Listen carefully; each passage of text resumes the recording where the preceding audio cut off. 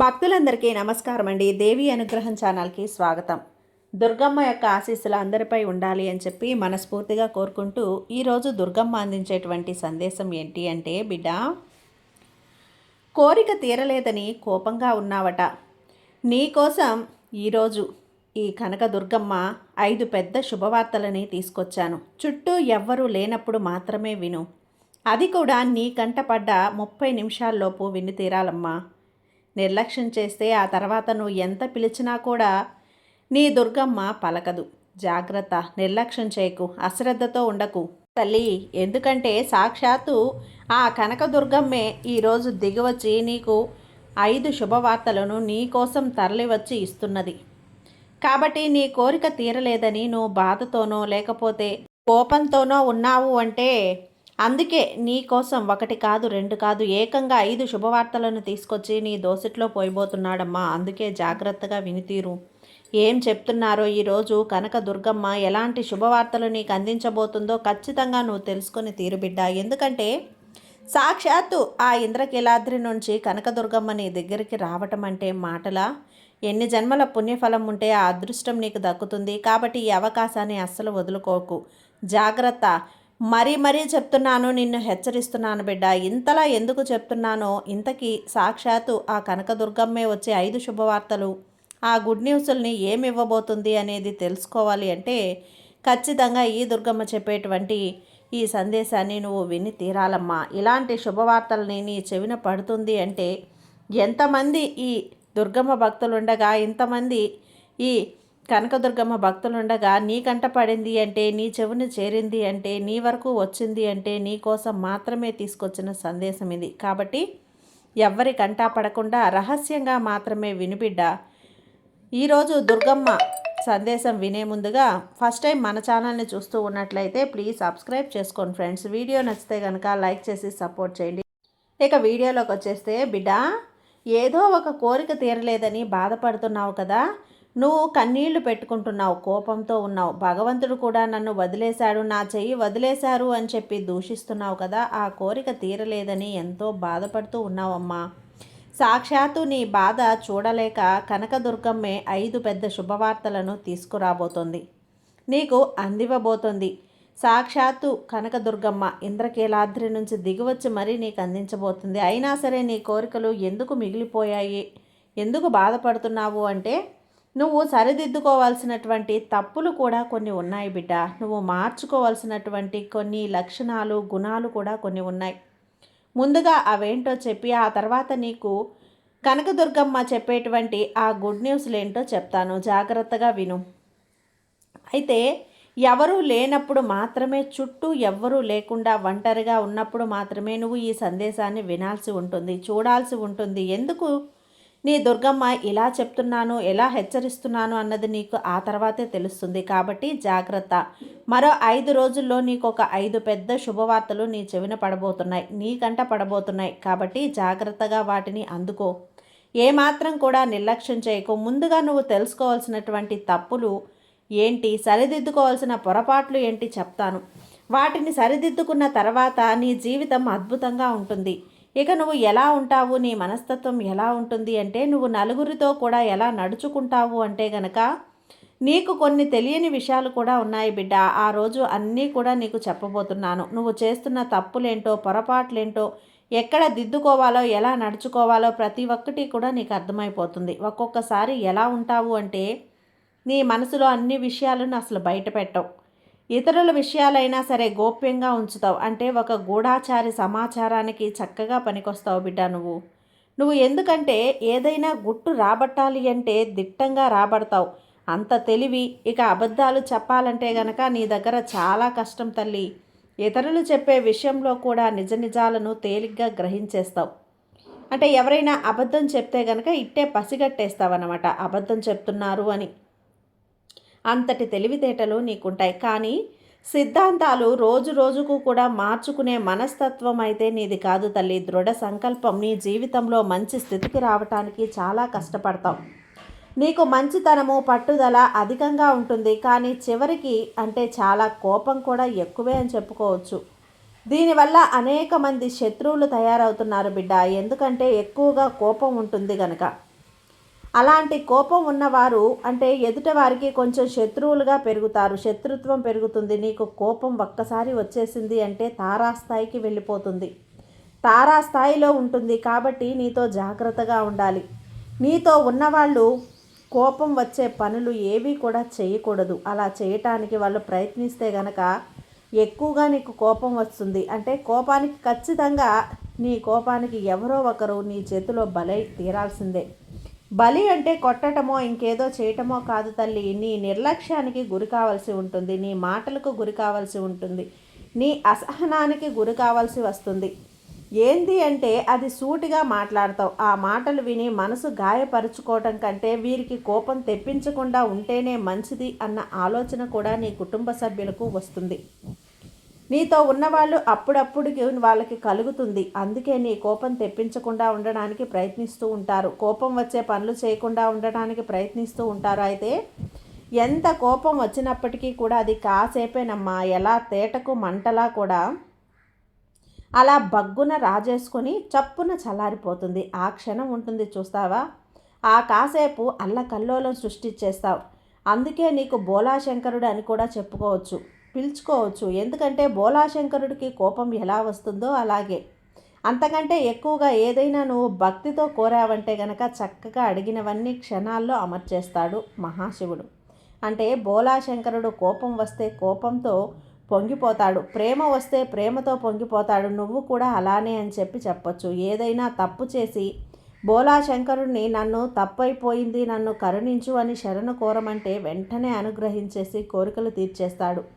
అలానే నువ్వు కూడా ఏంటి అంటే నా తప్పు మన్నించు, నేను తెలుసో తెలియకో ఇలా చేశాను అని ఎవరైనా అనగలిగితే వెంటనే వారిని క్షమించేస్తావు, అన్నీ కూడా మర్చిపోతావు. దయచేసి నన్ను క్షమించు అని ఎప్పుడైతే వారు అడుగుతారో వేడుకుంటారో ఇక అప్పుడు వెంటనే కూడా జాలి తలచి వెంటనే కరిగిపోయి వారిపై అయితే నువ్వు అనుగ్రహం అనేది చూపిస్తావు. ఇక అంతేకాకుండా ఒక్కొక్కసారి నాది అని నువ్వు అనుకున్నావు అంటే కనుక అది ఖచ్చితంగా నాదే అన్న పంతం అనేది నీకు ఎప్పటికీ కూడా దాన్ని వదులుకోవటానికి సిద్ధంగా ఉండవు బిడ్డ. నువ్వు ఆర్థికంగా కూడా ఎంతో నష్టపోవటం అయితే జరిగింది ఇదివరకు కాలంలో. అయితే ఎందుకు అంటే ఆర్థిక పరంగా అభివృద్ధి అన్నది లేక ఒకవేళ వచ్చిన అనవసరపు ఖర్చులు, వృధా ప్రయాసాలు, ఇలా ఆర్థిక పరంగా ఎన్నో చవి చూడాల్సి వచ్చింది. కొన్నంత వరకు అప్పులు కూడా చేసావులే అనే చెప్పాలి. అవన్నీ తీరకనే ఒక్కొక్కసారి కోపంతో ఊగిపోతావు. ఎక్కువ శాతంగా ఆర్థికంగా నష్టపోయావు బిడ్డ నువ్వు. కానీ ఆర్థికంగా నువ్వు నష్టపోయినట్లు ఎవ్వరూ కూడా నష్టపోలేదని కూడా చెప్పాలి. దాని నుంచి తేరుకోలేకపోయావని కూడా చెప్పాలి. అందుకే ఇంత కోపం వస్తూ ఉంటుంది నీకు. కానీ నీకైనా ఒక 5 శుభవార్తలు లభించబోతున్నాయి బిడ్డ. నేను చెప్పాను కదా, అందులో మొదటి దాని గురించి చెప్తాను, విను, జాగ్రత్తగా విను. నీ ఇంట్లో అయితే పెళ్లి బాజాలు మోగబోతున్నాయి. నీ ఇంట్లో పెళ్లి కాని వాళ్ళు ఎవరైతే ఉన్నారో అలాంటి వారికి ఇప్పుడు ఈ క్షణం అయితే పెళ్లి సంబంధాలు కుదురుతాయి, పెళ్లి బాజాలు మోగుతాయి. చక్కగా శుభకార్యం అనేది జరగబోతుంది, పెళ్లి జరగబోతుంది అనే విషయాన్ని కూడా నువ్వు గుర్తుపెట్టుకో తల్లి. మొదటి శుభవార్త అయితే ఖచ్చితంగా నీకు పెళ్లికి సంబంధించిందే నీ జీవితంలో ఉండబోతుంది. లేదా ఒక శుభవార్త, పెళ్లి కానీ ఏదైనా ఒక శుభకార్యం కానీ చెయ్యాలని ఎంత కాలమో ఆలోచిస్తున్నావు కదా, ఆ శుభకార్యం అయితే నీ ఇంట్లో జరిగిపోతుంది. దానికోసం ఒక 5 రోజులు ఒక ప్రణాళిక అన్నది సిద్ధం చేసుకుంటావు, దానికి నాంది పడుతుంది. ఇక ఈ 4 శుభవార్తలు ఏంటి అంటే చెప్తాను, జాగ్రత్తగా విను. కానీ 5 పెద్ద శుభవార్తలు లభించాలి అంటే నువ్వు కొన్ని పరిహారాలు, కొన్ని మార్పులు, చేర్పులు కూడా చేసుకోవాల్సి ఉంటుందమ్మా బిడ్డ. ఖచ్చితంగా పాటించవలసి ఉంటుంది. అవేంటో కూడా నీకు ఈరోజు ఈ దుర్గమ్మ చెప్పబోతున్నాను, జాగ్రత్తగా విను. ఇక అంతేకాకుండా ఈ 5 రోజుల్లో నీకు 5 పెద్ద గుడ్ న్యూస్లు అనేటివి లభించబోతున్నాయి. కాబట్టి వదులుకోకుండా జాగ్రత్తగా చూడు. ఎందుకంటే ఇక్కడ ఎవ్వరూ లేనప్పుడు మాత్రమే చూడు బిడ్డ అని చెప్పాను కదా బిడ్డ. అది ఎందుకు చెప్పానో తెలుసా? ఈ సందేశాన్ని, ఈ వీడియోని అందరి ముందు చూసినట్లయితే గనక ఈ శుభవార్తలు లభించబోతున్నాయి అని చెప్పి వారికి అర్థమవుతుంది. వీరికి మంచి న్యూస్లు అందబోతున్నాయి, శుభవార్తలు రాబోతున్నాయి అని వారికి అర్థమవుతుంది. అలా అర్థమైంది అంటే గనక ఆ సమయంలో వాటిని జరగనివ్వకుండా ఉండే ప్రయత్నాలు కూడా వాళ్ళు చేస్తారు కదా. లేదా అబ్బా వీరికి ఇంతటి శుభవార్తలా అని మనసులో అనుకున్నా కూడా నరదృష్టి కూడా మీకు సోకుతుంది, కనుదృష్టి కూడా సోకుతుంది. వాళ్ళు కొంచెం ఈర్ష్య అసూయ మనసులో ఒక్కసారి అలా వచ్చినా కూడా ఆ ప్రభావం అనేది మీ మీద ఉంటుంది. వచ్చే శుభవార్తలను కూడా రాకుండా వెనక్కి వెళ్ళే అవకాశం కూడా ఉంటుంది బిడ్డ. అంతేకాదు కొంతమంది నీ పక్క మంచిగానూ ఉంటారు. మంచి వాళ్ళతో పాటు చెడ్డవాళ్లకు కూడా చోటునిచ్చావు తల్లి నీ పక్కన. మంచి వాళ్ళు నీ శుభవార్తలను విని ఆనందపడితే కొంచెం నువ్వంటే ఇష్టం లేని వాళ్ళు, కల్మషం ఉన్నవాళ్ళు వీళ్ళకి ఇంతటి శుభవార్తల అని నిన్ను పతనం చేయాలని చెప్పి, నాశనం చేయాలి అని చెప్పి కూడా ఎక్కువగా కోరుకోవటం కూడా జరుగుతూ ఉంటుంది. కాబట్టి వీలైనంత వరకు కూడా నువ్వు ఖచ్చితంగా ఎవరూ లేనప్పుడు మాత్రమే ఒంటరిగా గదిలో కూర్చొని చూడాల్సినటువంటి ఉంటుంది. కాబట్టి బిడ్డ, నీ కోపం ఏదైతే ఉందో దాన్ని తగ్గించుకునే ప్రయత్నాలు కూడా చెయ్యి. చక్కగా నీ కోపాన్ని తగ్గించుకొని అలాగే నలుగురితో కూడా మనుషులతో కలవటం అనేది మొదలుపెట్టినట్లయితే ప్రతి ఒక్కటి అండా తోడు నీకు ఉంటుంది. నీకు సహాయం కూడా ఉపయోగపడుతుంది. కానీ నువ్వు ఎవరితో కూడా కలవకుండా, అంతగా ఇష్టపడకుండా ఒక్కదానివే ఉండడానికి ప్రయత్నిస్తావు. కష్టమో నష్టమో నీ లోపల నువ్వే భరిస్తూ కుమిలిపోతూ ఉంటావు. కానీ అది అన్నిసార్లు అంత మంచిది కాదు బిడ్డ. ఒక్కొక్కసారి భరించలేని బాధ ఉన్నప్పుడు నీ అయిన వాళ్లకు, నీ మనసు చాలా దగ్గరగా ఉన్న వాళ్లకో, నీ కుటుంబ సభ్యులకో పంచుకుంటే కొంతవరకు భారం తగ్గుతుంది. నువ్వు ఆ బాధ నుంచి, కష్టం నుంచి బయటపడడానికి ఏదైనా మార్గం చెప్తాను. అది కూడా మంచి దారిలో మాత్రమే, నీ మేలు కోరే వారిలో మాత్రమే మనసు విప్పి నువ్వు మాట్లాడాల్సి ఉంటుంది. వారు ఏదైనా సహాయం కోరుకుంటే, కావాలి అనుకుంటే అలాంటి వ్యక్తులతో మాట్లాడవు. బయటకు వచ్చి చక్కగా జనాల్లో కలిసి మనుషులతో తిరుగుతూ అందరితో కూడా కలుపుకోలుతనంగా ఉంటూ మాట్లాడడం చేస్తే అందరూ కూడా చక్కగా మసులుకోవటం అనేది జరుగుతుంది. అప్పుడు నీకు చాలా మంచిదమ్మా, నీకు చాలా మంచిది చేకూరుతుంది. కాబట్టి ఖచ్చితంగా అందరితో కూడా కలవడానికి ప్రయత్నం అయితే చేయబిడ్డ. ఒంటరిగా ఎప్పుడూ కుమిలిపోకు, ఉండిపోకు. ఇక నీకు ఏవైనా శుభవార్తలు వినిపించబోతున్నాయా? మరి అందులో రెండవ శుభవార్త ఏంటి అంటే నూతన గృహం అనేటువంటిది కూడా నువ్వు కొనబోతున్నావమ్మా, కట్టుకోబోతున్నావు. ఖచ్చితంగా ఇది జరుగుతుంది. ఎందుకంటే ఎన్నాళ్ళగానో సొంత ఇంటి కళ అనేది నీకు ఒకటి ఉంది కదా, నిన్ను వెంటాడుతూ ఉంది కదా. ఎప్పుడు దుర్గమ్మ అని చెప్పి నేను ఇంట్లోకి వెళ్ళేది ఎప్పుడు, నా సొంత ఇంటి కళ నెరవేరేది ఎప్పుడు అని ఎన్నిసార్లు నన్ను అడిగావు, నా ముందు అడిగావు తల్లి. ఎన్నిసార్లు నా ముందు కన్నీళ్లు పెట్టుకున్నావు. ఆ యోగం నాకు ఉందా లేదా, అదే ఇంట్లో గడిపే నా బిడ్డలకైనా సొంతింటి ప్రాప్తం ఉందా లేదా, సొంతింట్లో గడిపే అవకాశం ఉందా లేదా దుర్గమ్మ అంటూ ఎన్నిసార్లు అడిగావు తల్లి. అది ఈ సమయం నీ జీవితంలోకి వచ్చింది బిడ్డ. అయితే సొంత ఇల్లు కొనుక్కుంటావు కదా, లేదా కట్టుకుంటావు, ఏదో ఒకటైతే చేస్తావు. ఆ సొంత ఇల్లు కావలసిన భూమి ఏదైతే స్థలం ఉందో దాన్నైనా కూడా కొంటావు. అంటే నువ్వు అనుకున్నది జరుగుతుంది. ఇక మూడవ శుభవార్త ఏదైతే ఉందో అది అనారోగ్య సమస్యలు ఏవైతే ఉన్నాయో ఎప్పటి నుంచో నయం కావు అనుకుంటున్నావు కదా, లేదంటే ఇప్పుడు తగ్గుతాయి, మళ్ళీ మొదలవుతాయి. అలా దీర్ఘకాలిక అనారోగ్యాలతో ఎప్పటి నుంచో విలవిల్లాడిపోతూ బాధపడుతూ ఉన్నావు. అవన్నీ కూడా ఇప్పుడు తగ్గిపోతాయి, ఇప్పుడు దూరం అయిపోతాయి. దానికి సరైనటువంటి మందు నీకు దొరుకుతుందమ్మా, లేదా ఒక డాక్టర్ నీకు పరిచయం అవుతాడు. కాబట్టి నీ సంపూర్ణ ఆరోగ్యం, పనులన్నీ కూడా సంపూర్ణ ఆరోగ్యం నీకు లభిస్తుంది తల్లి, ప్రాప్తిస్తుంది. ఇక మరి నీకు జరగబోయేటువంటి 4వ శుభవార్త ఏంటి అంటే ఒక భూమికి సంబంధించిన సమస్యలు ఏవైతే ఉన్నాయో అవి భూమికి సంబంధించిన సమస్యలు కూడా దూరం అవుతాయి. ఇక అంతేకాకుండా మరి దీంతో పాటు మీకు కోర్టు సమస్యలు ఏవైతే ఉన్నాయో అవి కూడా దూరం అవుతాయి. సాక్షాత్తు కనకదుర్గమ్మే చెప్తున్నదమ్మా ఆ 4వ శుభవార్త. ఇక 5వ శుభవార్త విషయానికి వచ్చినట్లయితే నీ భవిష్యత్తు పరంగా, ఆర్థిక పరంగా అభివృద్ధి అన్నది జరగబోతుంది. అప్పులన్నీ కూడా తీరబోతున్నాయి ఈ సమయంలో. అలాగే నీకు రావాల్సిన డబ్బు ఏదైతే ఉందో అవన్నీ కూడా రాబోతున్నాయి బిడ్డ. ఆర్థిక విషయాల్లో కూడా గొప్ప రోజులు అనేటివి నీకు రాబోతూ ఉన్నాయి. సాక్షాత్తు ఆ ఇంద్రకీలాద్రి నుంచి కనకదుర్గమ్మ చెప్పినటువంటి బిడ్డ, నువ్వు నీ ఆదాయాన్ని పెంచుకోవడానికి అనేక అవకాశాలు, అనేక ధనద్వారాలు తెరుచుకుంటాయి. నువ్వు ఊహించని విధంగా డబ్బు సంపాదన, రాబడి అన్నది నిన్ను వెతుక్కుంటూ వస్తుంది. ఎందుకంటే ఇక్కడ నిన్ను ఆశీర్వదిస్తుంది సాక్షాత్తు ఆ కనకదుర్గమ్మ తల్లి, అమ్మలగన్న అమ్మ, మూలపుటమ్మ. కనకదుర్గమ్మ కాబట్టి నిన్ను నీకు ఏ ఆపద వచ్చినా కానీ దాని నుంచి వెంటనే నిన్ను బయటపడేస్తుంది. అమ్మ ఆశీర్వాదం నీ పైన ఎప్పుడూ ఉంటుంది కాబట్టి ఇన్ని శుభవార్తలు నీకు అందజేసింది.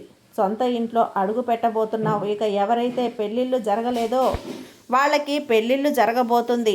ఆరోగ్యానికి మించిన మహాభాగ్యం ఏదైనా ఉందా? దీర్ఘకాలిక రోగాలతో ఎంత నలిగిపోయి సతమతమైపోయావో అవన్నీ కూడా ఇప్పుడు దూరమవబోతున్నాయి. సంపూర్ణ ఆరోగ్యంతో ఉండబోతున్నావు. అలాగే నీకు ఏవైనా కోర్టు సమస్యలు ఉంటే గనక అవన్నీ కూడా దూరం అవబోతున్నాయి. ఇక మరీ ముఖ్యంగా డబ్బు లేనిదే అసలు జీవితం గడవదు కదా బిడ్డ. నీకు ప్రతి ఒక్కటి కూడా డబ్బు ఉంటేనే జీవితం మొదలవుతుంది. క్షణం గడుస్తుంది. అలాంటి డబ్బు పుష్కలంగా నీ దగ్గరికి నిన్ను వెతుక్కుంటూ రాబోతుందమ్మా. ఇంతవరకు అప్పులతో ఎంత బాధపడ్డావో, వడ్డీలు కట్టలేక ఎంత అల్లాడిపోయావో అవన్నీ కూడా తీరబోతున్నాయి. ఈరోజు అవన్నీ కూడా అంతమైపోబోతున్నాయి. అప్పుల బాధల నుంచి బయటపడి హాయిగా గుండెల మీద చెయ్యి వేసుకొని పడుకోమ్మా. అలాంటి ఒక అద్భుతమైన సమయం నీకు వచ్చేసింది. ఆర్థిక ఇబ్బందులన్నీ కూడా తొలగిపోబోతున్నాయి. అయితే ఆర్థిక నిర్ణయాలు తీసుకునేటప్పుడు నిన్ను నువ్వు నమ్ముకొని చెయ్యాల్సి ఉంటుంది తల్లి. లేదా నమ్మకమైన వ్యక్తివి అంటే నీ కుటుంబంలో మీ అమ్మ, నాన్న, భార్య, భర్త, అక్క, చెల్లెలు ఇలా నమ్మకమైన వారి దగ్గర మాత్రమే ఆర్థిక సలహాలు తీసుకోవాల్సి ఉంటుంది బిడ్డ. ఇక నీ జీవితానికి సంబంధిస్తే నీకు ఉద్యోగం చేసే చోట, వ్యాపారం చేసే చోట, నువ్వు చేసే వృత్తి ఏదైతే ఉందో అక్కడ గొప్ప గొప్ప అవకాశాలు లభించబోతున్నాయి.